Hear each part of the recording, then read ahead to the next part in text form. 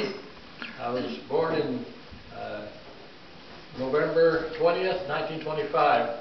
The third child born to Walter and Bessie Amende. My father was came from Rushville, Nebraska, where he was born. His family had come over to escape the Kaiser draft, and my father spoke German before he spoke English. And the family moved up to northern Idaho and eastern Washington. They were wheat farmers up there. And I don't know how he found out about Albion, but somehow he and my grandfather came down here with a team and wagon. And the land that my father homesteaded, everyone thought it was state land, and so no one bothered to try to homestead. And my grandfather was helping with surveyors, and he found out that it wasn't state land, it was homestead land, so my father homesteaded on it, and almost all the land in the valley had been homesteaded already, except for that. And when some of the neighbors really found out that he had he could homestead it, why they were kind of unhappy. In fact, one neighbor was so incensed that he ruined one of Dad's best milk cows by filling her udder with the birdshot. But he came here, and after he homesteaded, he built a one-room house, and that's our dining room area now. All three of us children were born in the house. I almost wasn't born. My mother contracted fever after my sister was first born, and the doctor had recommended that she not have any more children. But I tell everybody that she had just enough stubborn Welsh blood in her that she built herself up and had two more, or I wouldn't be here. Living on that side of the valley where we are, on the north side, we didn't have the occasions like so many people in the valley where they would share with work. Dad was, with the land he had, it was all one man could do, and he really didn't need much help. He was one of the most talented men. He could do just about anything you needed to do. He was a plumber, electrician. When he first homesteaded there, he hand dug a well down 40-some feet trying to get water, and he didn't find it. And so he hired a driller to come in, and one of the neighbors was helping the driller, and the neighbor told my dad later that they just barely started to drill when they hit water. But the driller said, "Don't say anything," so he went on down another few feet, so the driller could pay for his. But some of the things we did was, well, my brother and I kind of helped our dad through the Depression. He'd always had a few cows, especially milk cows, and Dad would mow the wheat around the edge of the field, and brother and I would pile it, and we'd haul it and stack it for the winter.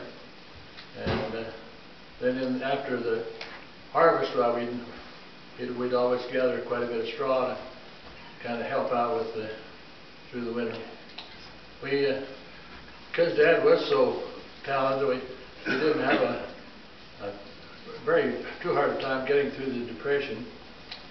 And some of the things that we did to entertain ourselves, I had one close friend that we did a lot of hunting and fishing together. And one thing I remember, at those days there were a lot of ground squirrels on the other side of the valley, and I don't know how many thousands of ground squirrels we slaughtered. I don't know how many boxes of shells we just go out in the spring, and then we'd also do some fishing together. My first remembrance of being in school was in Miss Berg's room, and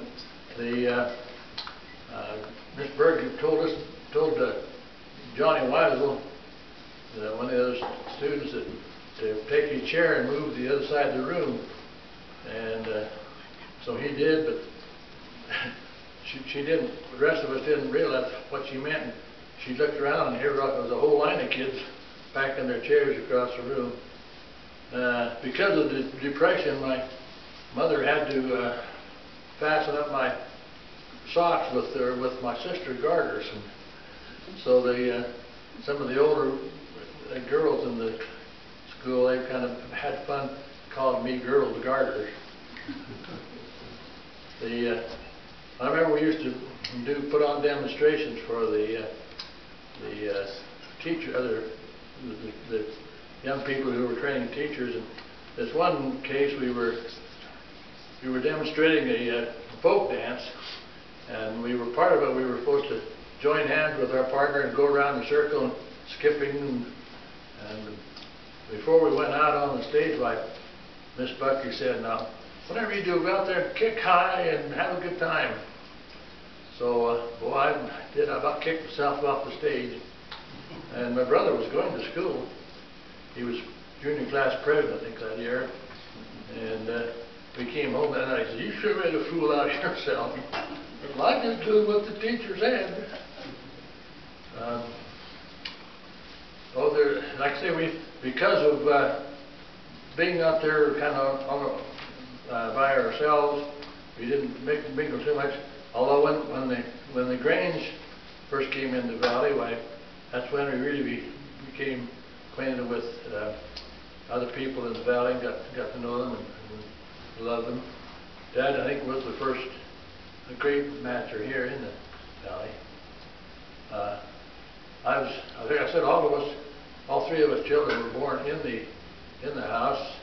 The only time I've been away from it was the year and a half I spent in the Army after World War. Well, it was during World War II, and then the war ended, thankfully, when I was home and duly en route. I don't know there's much of anything else to. Oh, right. Can't leave out the most important part. I was glad for the college here because it brought my bride to me. During the summer of '43, some of us high school kids were ganging around town, and we came across this group of college students, girls. Of course, that day there weren't enough men in the college, so we got acquainted, and I had my bicycle, and this tall, pretty girl came up and says, "Well, I like to ride bicycles," so I arranged to borrow another kid's bike, and we rode around the block, and we came back. The gang was gone, and she told me later she was just a little bit scared because that time I wore a hat, and being fairly tall, I think she thought I was older. In fact, when she found out that she was a year older, she just about dumped me. But we caught up with the group, and we kind of just got acquainted that first summer, and then the fall I got a letter from Washington, D.C. that she'd gone back, and her mother told her that she had to go back to Washington, D.C., where her sister could get her a job in the Pentagon building. So it was kind of, I was hauling wheat for my dad, and we met our truck. I was in the truck, and she was in the car riding home with a guy from Malad, and we met on the rocky point. We both had a sinking feeling, and then that's when I found out that later that she wasn't coming back until the next. And then spring I got a letter she was coming back, and the school had a letter, or a notice in one of their publications that this young woman was giving up a good paying job in Washington to come back and be a teacher. She got married one day, or she graduated one day, we got married the next, except for 40-some years of 4-H, why she hasn't taught it in her life. And we started out, we were going to have 2 boys and 2 girls. And just not too long after we were married, we didn't worry about any precautions, so we got pregnant right away. And that was our, my firstborn was a year old. I just got home just in time for her first birthday. And then we proceeded to go on. We wound up with 6 real pretty girls on it. We were real happy with that. So really had quite an interesting life, and I'm like everybody else. I've never seen any place else. I've been to Hawaii twice, and I wouldn't want to live there or any place else. This is my home, and will be until I leave this world.